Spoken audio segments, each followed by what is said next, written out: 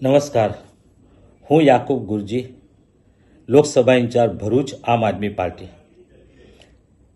મિત્રો, છેલ્લા કેટલાક સમયથી ગુજરાતમાં ખેડૂતો આંદોલન કરી રહ્યા છે. આંદોલન કરવાનું મુખ્ય કારણ છે કે સરકારના મેરાપીપણામાં બળજબરીપૂર્વક વીજ કંપનીના અધિકારીઓ ખેડૂતોની ફળદ્રુપ જમીનમાં ઘૂસી જઈને ખાડા કરે છે અને થાંભલા ઊભા કરે છે. ખેડૂતો ઘણા સમયથી આંદોલન કરી રહ્યા છે. ત્યારે ભરૂચ જિલ્લામાં પણ છેલ્લા 2-2.5 વર્ષથી આ પ્રશ્ન છે.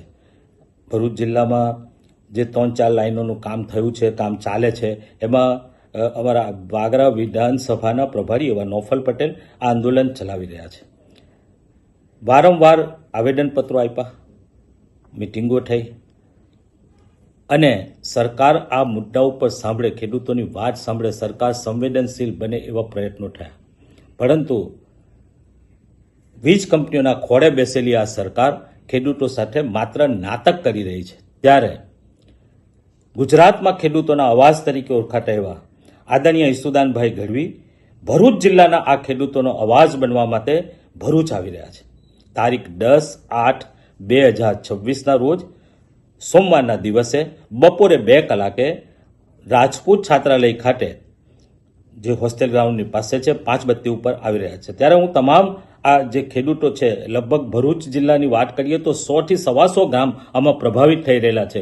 ત્યારે તમામ ગામના ખેડૂતોને આમાં હાજર રહેવા માટે હું વિનંતી કરું છું, આમંત્રણ આપું છું. આપ સૌ આવો, ઈસુદાનભાઈ સાથે આપ ચર્ચા કરો, બેસો, વાત કરો, ઈસુદાનભાઈની વાત સાંભળો અને આપની રજૂઆત ઈસુદાનભાઈને કરો.